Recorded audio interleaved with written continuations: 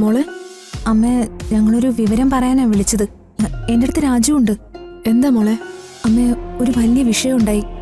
ഞാനത് ആദ്യം അമ്മയോട് പറയാം. നാളെ നമുക്കേ ആ പവിത്ര സിസ്റ്ററിന്റെ വീട് വരെ ഒന്ന് പോണം. നല്ല കാര്യം. എന്നാ പിന്നെ നമുക്ക് എല്ലാവരും കൂടി ഒരുമിച്ച് പോവാം. അത് ശരി, കാര്യങ്ങൾ അവിടെ വരെ എത്തിയല്ലേ? പ്രതാപേട്ടനെ കൊണ്ട് ആ പാവം കൊച്ചിനെ കല്യാണം കഴിപ്പിക്കാനുള്ള ഉദ്ദേശത്തിലാണോ അവര്?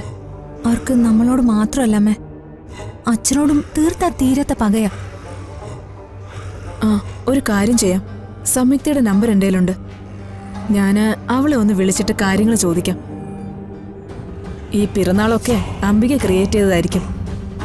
എന്തായാലും മോള് ഫോൺ വെക്ക്, ഞാൻ സംയുക്ത ഒന്ന് വിളിക്കട്ടെ. ശരി അമ്മേ.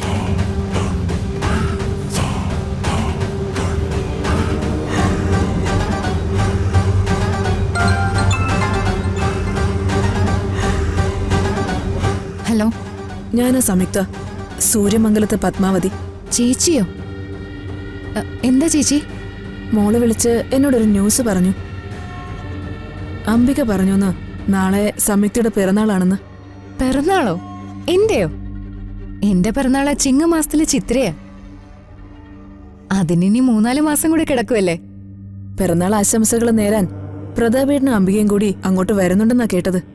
എനിക്ക് വിസിറ്റിനെ കുറിച്ച് യാതൊരു അറിവുമില്ല ചേച്ചി. ആ അംബിക ആളത്ര ശരിയൊന്നുമല്ല. അവർക്ക് എന്തൊക്കെയോ മോശമായ ലക്ഷ്യങ്ങളൊക്കെ ഉണ്ട്. അവൾ ആരെയും ചതിക്കും. അവളുടെ ചതിയിൽ പോയി സംയുക്ത വീഴരുത്. ഇല്ല ചേച്ചി, ഏതായാലും അവര് വരുവാണെങ്കിൽ വരട്ടെ. ഈ വരവോടെ ഞാനിത് അവസാനിപ്പിക്കും. വർമ്മ സാറിനോട് ഞാൻ ദൂരെ പുറത്ത് ജോലി തേടി പോവാണെന്ന് പറയും. അങ്ങനെ പറഞ്ഞത് അവസാനിപ്പിച്ചോളാം. പിന്നെ ഋതികയുടെ ടെൻഷനൊന്നും ആവണ്ടെന്ന് പറയണേ. ശരി സംയുക്ത.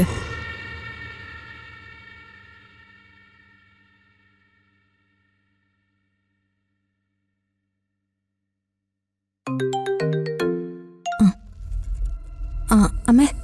മോളെ, ഞാൻ സംയുക്തയോട് സംസാരിച്ചു. അവളുടെ പിറന്നാളൊന്നുമല്ല. അവൾ ഈ വിസിറ്റിങ്ങിനെ കുറിച്ച് അറിഞ്ഞിട്ടില്ലെന്നാ പറഞ്ഞേ. അതേ അംബിക വൈറസ് ഉണ്ടാക്കിയതാണെന്ന് അപ്പോഴേ അറിയില്ലേ? പിന്നെ മോളോട് ടെൻഷൻ ആവണ്ടെന്ന് സംയുക്ത പറഞ്ഞു. ഇത് സംയുക്ത നോക്കിക്കൊള്ളാന്ന് പറഞ്ഞു.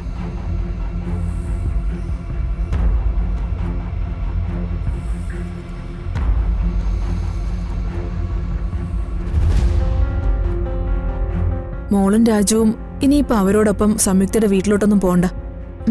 ശരി അമ്മേ.